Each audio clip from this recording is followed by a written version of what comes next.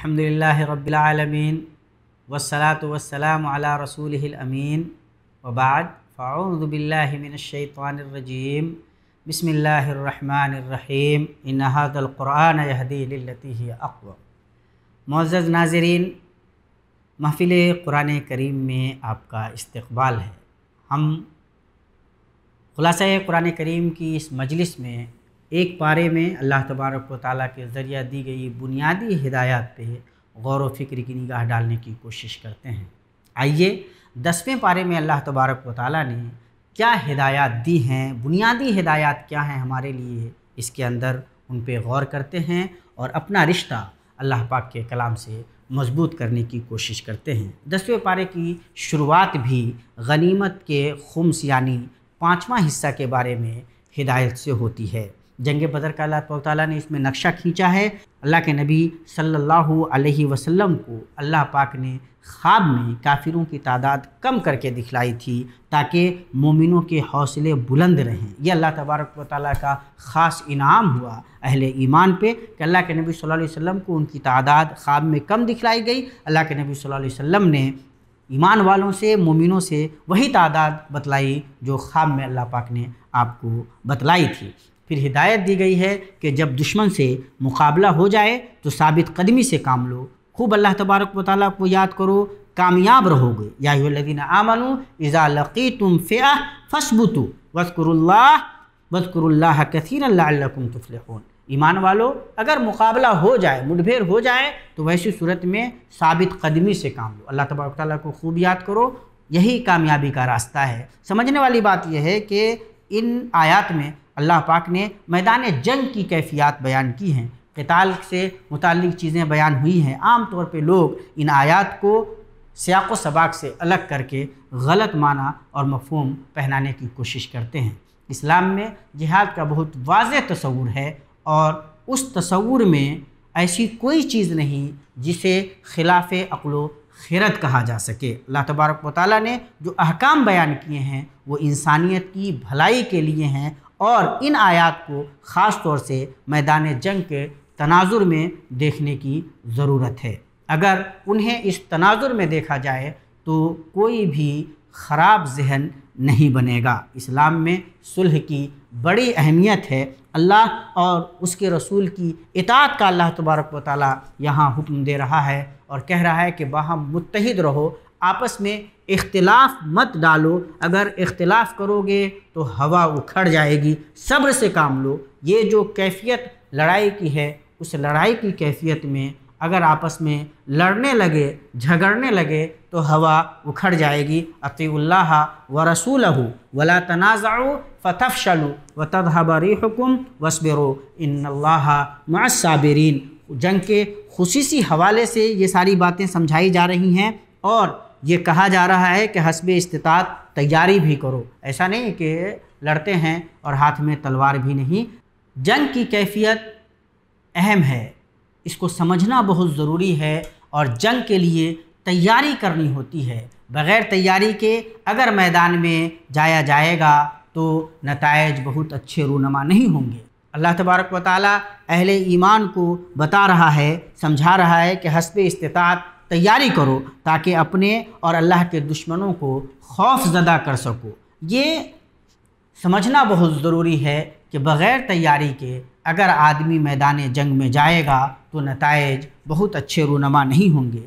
یہ جنگ کے میدان کی صورت حال کا ذکر ہے اور یہاں بھی ایک بڑی ہدایت دی جا رہی ہے کہ اگر دشمن صلح کی طرف جھک جائیں تو تمہیں بھی جھک جانا ہے۔ وَإِن جَنَحُوا لِلسَّلْمِ فَاجْنَحْ لَهَا، اگر وہ صلح چاہتے ہیں تو آپ کو بھی صلح کی طرف بڑھنا ہے۔ وَتَوَكَّلْ عَلَى اللَّهِ إِنَّهُ هُوَ السَّمِيعُ الْعَلِيمُ، اور اللہ پہ بھروسہ کرنا ہے۔ صلح کرنے کے لیے ہمیشہ تیار رہنا ہے۔ جنگ کے میدان کی بات ہو رہی ہے، کہا جا رہا ہے کہ تیاری کرنی ہے، کہا جا رہا ہے کہ مڈبھیڑ ہو جائے تو آپ کو مقابلہ کرنا ہے، لیکن اگر مخالف فریق آ کر کے صلح کرنے کا کوئی اشارہ دے تو صلح کرنے کے لیے تیار رہنا ہے۔ اس سلسلے میں اگر وہ सुलह के रास्ते से धोखा फरेब भी करना चाहते हैं तो भी अल्लाह तबारक व तआला पे भरोसा रखना है और याद रखना है कि अगर वो मकर फरेब का कोई रास्ता इख्तियार करते हैं तो अल्लाह तबारक व तआला अहले ईमान की तरफ से काफ़ी है। उनका मकर खुद उनके लिए घातक हो जाएगा, अहले ईमान का कुछ नहीं बिगाड़ा जा सकेगा। यहाँ इसके बाद सूरह तौबा की शुरुआत होती है। ये सूरह अनफाल ही का ततिम्मा है, एक तरीके से उसी का कंटिन्यूएशन है, इसीलिए इस सूरत की इब्तिदा बग़ैर बिस्मिल्लाह के होती है। क़िताल व हर्ब के यहाँ भी अहकाम बयान हो रहे हैं, अहद व पैमान को निभाने का हुक्म दिया जा रहा है और कहा जा रहा है कि अगर दुश्मन अहद व पैमान तोड़ दे तो फिर तुम उसके मुताबिक उनके साथ अपना रवैया अपनाओ। यहाँ दुश्मनों की नफ्सियात से भी पर्दा उठाया गया है कि ये लोग अहले ईमान के बारे में क्या क्या जहन रखते हैं, किस तरह उनको ज़ख्म पहुँचाना चाहते हैं, किस तरह वो चाहते हैं कि उनको मौका मिल जाए तो अहले ईमान को निस्तो नाबूद करके रख दें, और किस तरह से वो ये सारी प्लानिंग करते हैं और कोशिश करते हैं। अहले ईमान को बतलाया गया है, ये नफ्सियात इसलिए खोली जा रही है ताकि अहले ईमान अपने तौर पे तैयारी कर सकें, समझ सकें। और ये सारी चीज़ों का ताल्लुक़ ज़ाहिर है कि उस पूरी क़िताल जंग और हर्ब की कैफियत से है, उस पूरी सूरत हाल से है। इसको जहन में रखना बहुत ज़रूरी है। फिर अल्लाह ताला ने बतलाया है कि अल्लाह पाक का जो घर है, बैत हराम जो अल्लाह पाक का है, उसमें अब मुशरिकीन के जाने की इजाज़त नहीं है, वो नजिस हैं और अल्लाह तबारक व तआला की मस्जिदों को आबाद ये नहीं कर सकते, इन्हें हरम में जाने की इजाज़त नहीं दी जाएगी। और साथ ही अहले ईमान को ये बतलाया गया है कि इस्लाम में उख़ुवत की जो असल बुनियाद है, मोहब्बत की जो असल बुनियाद है, वो ईमान है, वो दीन है। आपका अपना भी कोई अगर वो ईमान वाला नहीं है तो उख़ुवत व मोहब्बत की वो बुनियाद उससे नहीं हो सकती जो एक साहिब ईमान से हो सकती है। बाप भाई की मोहब्बत भी अल्लाह और उसके रसूल की मोहब्बत की बुनियाद पर जो मोहब्बत है उस पर गालिब नहीं हो सकती। अगर किसी को उसका बाप ज़्यादा अजीज़ है, उसका भाई ज़्यादा अजीज़ है, उसकी तिजारत ज़्यादा अजीज़ है, अल्लाह और उसके रसूल की मोहब्बत से ज़्यादा अजीज़ है, तो उस आदमी को समझ लेना चाहिए कि उसका ईमान सही सालिम नहीं है। अल्लाह ताला ने यहाँ फिर ग़ज़वा हुनैन का ज़िक्र किया है कि उस वक्त जब तुम कसरत तादाद पे नाज़ा होने लगे थे, तुम्हें ये लगने लगा था कि हमारी तादाद बहुत ज़्यादा है तो अब हमारा कौन क्या बिगाड़ लेगा। अल्लाह ताला ने तुम्हें दिखलाया कि नहीं, कसरत तादाद से कुछ नहीं होता, अल्लाह तबारक ताला की मदद असल है। उस वक्त भी अल्लाह पाक ने अपनी मदद भेजी, अल्लाह तबारक व ताला ने अपने रसूल सल्लल्लाहु ताला अलैहि वसल्लम की मदद की, लश्कर को भेजा और उसने अल्लाह तबारक व ताला ने तुम्हें कामयाब व कामरान किया और तुम्हारे दुश्मनों को नाकाम किया, वरना तुम अपनी कसरत तादाद के गुरूर के शिकार होकर यूं ही रह जाते। अल्लाह तबारक ताला आँख खोलना चाहता है कि फ़तह व कामरानी का सारा मामला अल्लाह पाक से जुड़ा हुआ है। साथ ही यहाँ अल्लाह तबारक व तआला ने यहूद व नसारा के एक गलत अक़ीदे की भी तरदीद की है कि वो हज़रत उज़ैर को अल्लाह का बेटा कहते हैं यहूदी, ये नसरानी हज़रत मसीह अलैहिस्सलाम को अल्लाह का बेटा कहते हैं, जबकि ये हकीकत नहीं है। एक और बड़ी गलती के ये शिकार ये हैं कि ये अपने राहिबों को, अपने उलमा को अल्लाह पाक को छोड़कर अपना रब बना लेते हैं।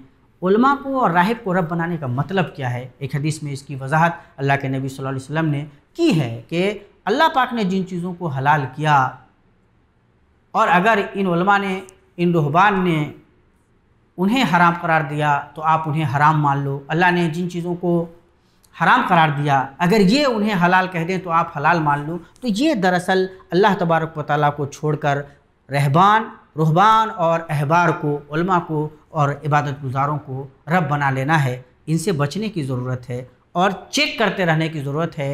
उलमा या इबादत गुजार हजरात, ज़ाहिद व आबिद हजरात ये नेक हो सकते हैं, ये भलाई की तरफ बुलाने वाले हो सकते हैं, लेकिन इनकी यह अथॉरिटी नहीं है कि ये अल्लाह तबारक व तआला की जगह ले लें, ये ख़ुद हलाल व हराम का फ़ैसला करने लग जाएं। इनको अल्लाह तबारक व तआला ने ये अथॉरिटी नहीं दी थी। यहूद व नसारा इस गलती के शिकार हुए। हम मुसलमानों को अल्लाह तबारक व तआला की तरफ से ये हिदायत भी दी जा रही है कि हम इस गलती के शिकार न हों। बहुत सारे रुहबान, बहुत सारे ये अहबार, ये उलमा उनके लोगों का माल गलत तरीके से खाते थे, मुख्तलिफ़ अंदाज में, मुख्तलिफ़ हीलों से लोगों का माल जमा कर लेते थे। आज भी बहुत सारे लोग ये धंधा करते हैं। अल्लाह तबारक ताला ऐसे लोगों को क़यामत के दिन अजाब से दो चार करेगा। ये माल उनके लिए जहन्नम का ज़रिया बन जाएगा। कहेगा ये लो, ये ख़जाना हूँ, मैं हूँ तुम्हारा ख़जाना, یہ جو مال انہوں نے جمع کیا تھا جہنم کا ذریعہ بن جائے گا۔ اللہ تبارک و تعالیٰ اس طرح کی غلطیوں سے بچنے کی توفیق عطا فرمائے۔ پھر اللہ تبارک و تعالیٰ نے ایمان والوں کو حکم دیا ہے کہ جب آپ سے جہاد کے لیے کہا جائے تو نکل کھڑے ہوئیے، مانیے۔ جب امیر المومنین کی طرف سے جہاد کا حکم دیا جائے تو ماننا چاہیے، پھر سستی و کاہلی کا مظاہرہ نہیں کرنا چاہیے۔ یہ اہل ایمان سے اللہ تبارک و تعالیٰ کا تقاضا ہے۔ یہاں غزوہ تبوک کا بھی ذکر ہے، اور وہ بہت ہی عجیب و غریب کیفیت تھی، پریشانی کی کیفیت تھی، بڑی گرمی کا زمانہ تھا، اس کی طرف اشارہ ہے اور بتایا جا رہا ہے کہ اس وقت لوگوں کا رویہ کیا تھا، اس وقت لوگوں نے کیا کردار اپنایا، منافقین نے، اور اہل ایمان کا اس سلسلے میں کردار کیا تھا۔ ساتھ ہی ساتھ اللہ تبارک و تعالیٰ یہ بھی بتلا رہا ہے کہ یہ یہود و نصارہ، یہ کفار و مشرکین یہ چاہتے ہیں کہ یہ اللہ تبارک و تعالیٰ کے دین کو اپنے پھونکوں سے بجھا دیں، جبکہ اللہ تبارک و تعالیٰ اپنے دین کو کامل کر کے رہے گا۔ اللہ تبارک و تعالیٰ کا بھی اپنا اعلان ہے، اللہ تبارک و تعالیٰ کے دین کو کوئی زک نہیں پہنچا سکتا۔ یریدون ان یطفئوا نور اللہ بافواہہم ویأبی اللہ الا ان یتم نورہ ولو کرہ الکافرون هو الذی ارسل رسولہ بالہدی ودین الحق لیظہرہ علی الدین کلہ ولو کرہ الکافرون۔ سمجھنے والی بات یہ ہے کہ اللہ تبارک و تعالیٰ نے یہ طے کیا ہوا ہے کہ اللہ تبارک و تعالیٰ کا دین غلبہ پائے گا، تو ہمیں اللہ تبارک و تعالیٰ کے اس بیان کردہ سچ کو ذہن میں رکھنا ہے، اور ہمیشہ اللہ پاک سے یہ اچھی امید باندھے رکھنی ہے کہ لوگوں کی جو دشمنیاں ہیں، سازشیں ہیں، وہ بہرحال کام کرنے والی نہیں ہیں۔ پھر بتایا گیا ہے اللہ تبارک و تعالیٰ نے اس بارے میں کہ حرمت والے مہینے 4 ہیں، اللہ تعالیٰ کے یہاں مہینوں کی تعداد 12 ہے، اور یہ جائز نہیں کہ مہینوں کو آگے پیچھے کیا جائے۔ حرمت والے مہینے جو کفار و مشرکین کرتے تھے بدل دیتے تھے، اس مہینے کو اس سے، اس مہینے کو اس سے جوڑ دیتے تھے۔ اللہ تبارک و تعالیٰ نے اس سے منع فرمایا اور اسے کفر سے تعبیر کیا ہے کہ یہ ایمان والوں کا کام نہیں ہے، یہ اللہ تبارک و تعالیٰ کا متعین کردہ ہے۔ اللہ تبارک و تعالیٰ کے تعین کو، اللہ تبارک و تعالیٰ کے تقرر کو ماننا ہماری ذمہ داری ہے۔ پھر اللہ تبارک و تعالیٰ نے ان منافقین کی پوری کیفیت بیان کی ہے جو پیچھے رہ گئے، مختلف بہانے بنا لیے۔ سچائی یہ تھی کہ وہ جانا ہی نہیں چاہ رہے تھے، نکلنا ہی نہیں چاہ رہے تھے، اور پھر اللہ پاک نے اہل ایمان کو کہا کہ خوشی منائیے، اللہ پاک کا شکر ادا کیجئے کہ یہ پیچھے رہ گئے، یہ آئے نہیں آپ کے ساتھ، یہ اگر ہوتے بھی تو یہ کیا کرتے، یہ دراصل آپ کے درمیان جا کر فتنہ ہی برپا کرتے، یہ آپ کا ساتھ دینے والے تھے نہیں۔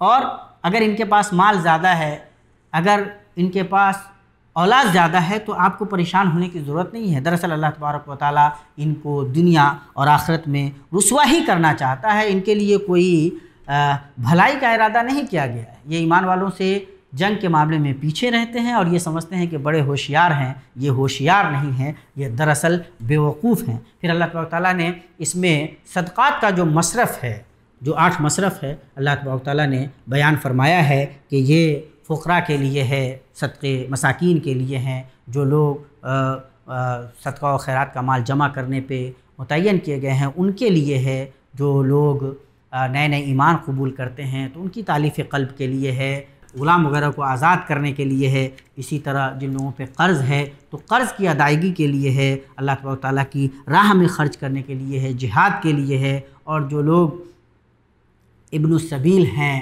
ان کے لیے ہے، جو مسافر ہیں ان کے لیے ہے۔ ان لوگوں کے لیے اللہ تبارک و تعالیٰ نے زکوٰۃ کو اسی مصرف میں، انہی مصارف میں خرچ بھی کرنا چاہیے۔ اس بارے میں منافقین کے اللہ تبارک و تعالیٰ نے اوصاف بیان کیے ہیں کہ وہ باہم ایک دوسرے کے ساتھ ہیں، ایک ہی دوسرے کے جیسے ہیں، برائی کا حکم دیتے ہیں، یہ بھلائی سے روکتے ہیں اور برائی کی طرف بلاتے ہیں۔ اللہ نے ان سے جہنم کا وعدہ کیا، یہ ہمیشہ جہنم میں رہیں گے۔ یہ ایمان والوں سے نفرت کرتے ہیں، اور ایمان والوں کا مقابلہ ان سے کیا ہو سکتا ہے؟ ایمان والے اللہ تبارک و تعالیٰ سے محبت کرتے ہیں، اہل ایمان ایک دوسرے سے محبت کرتے ہیں، اللہ کی راہ میں خرچ کرتے ہیں، بھلائی کی طرف بلاتے ہیں، برائی سے روکتے ہیں۔ اللہ نے ان سے جنت کا وعدہ کیا ہے، یہ ہمیشہ میں جنت میں رہیں گے۔ تو منافقین کا جو رویہ ہے وہ خود ان کے لیے گھاتک ہے، یہ ان کے اوصاف ہیں، اور ان سے اس طرح کے اوصاف سے بہرحال بچنے کی ضرورت ہے۔ اللہ کے نبی صلی اللہ علیہ وسلم کو یہاں یہ بھی بتایا گیا ہے کہ آپ کو منافقین کی جنازے کی نماز نہیں پڑھنی ہے، آپ اگر ان کے لیے 70 مرتبہ بھی استغفار کریں گے تو اللہ تعالیٰ ان کو بخشنے نہیں جا رہا۔ یہ جان بوجھ کر جنگ سے پیچھے رہتے ہیں، بہانے بناتے ہیں مختلف انداز کے، لیکن ایمان والوں کا طرز عمل دیکھیے۔ ایمان والے اگر وہ پیچھے رہ جاتے ہیں تو روتے ہیں۔ ایمان والے اللہ کے نبی صلی اللہ علیہ وسلم سے آ کر کہتے ہیں کہ ہمیں بھی اپنے ساتھ لے لیجئے، اگر سواری ہے تو کوئی انتظام کر دیجئے، اور جب وہ نہیں ہو پاتا تو ان کی آنکھوں میں آنسو آ جاتے ہیں۔ ایمان والے پیچھے نہیں رہنا چاہتے، وہ تو اللہ کی راہ میں جہاد کرنا چاہتے ہیں، آگے بڑھنا چاہتے ہیں۔ منافقوں کا رویہ ہے کہ مختلف ہیلے بہانے تراشتے ہیں، اور جو لوگ واقعی ایمان والوں میں معذور ہیں، ان کے ساتھ کوئی پریشانی ہے تو پھر ان پہ کوئی معاملہ نہیں ہے، ان کے ساتھ ان کی پریشانی کو اللہ تعالیٰ دیکھ رہا ہے۔ لیکن یہ جو منافقین کا رویہ ہے، اس رویے سے اہل ایمان کو سبق بھی لینا چاہیے۔ ہمیں اپنی عملی زندگی میں یہ سوچنے کی ضرورت ہے کہ ہم کیا ایمان کے معاملات میں وہ طرز تو نہیں اپناتے جو طرز منافقین کا ہے۔ اللہ تبارک و تعالیٰ سے دعا ہے کہ اللہ تبارک و تعالیٰ ہمیں ان حقائق پہ عمل کرنے کی توفیق عطا فرمائے۔ اللہ تبارک و تعالیٰ قرآن کرنوں سے ہمیں اپنے اذہان و قلوب کو منور کرنے کی توفیق دے۔ اقول قولی ھذا واستغفر اللہ لی ولکم ولسائر المسلمین فاستغفروہ انہ ھو الغفور الرحیم۔ السلام علیکم ورحمۃ اللہ وبرکاتہ۔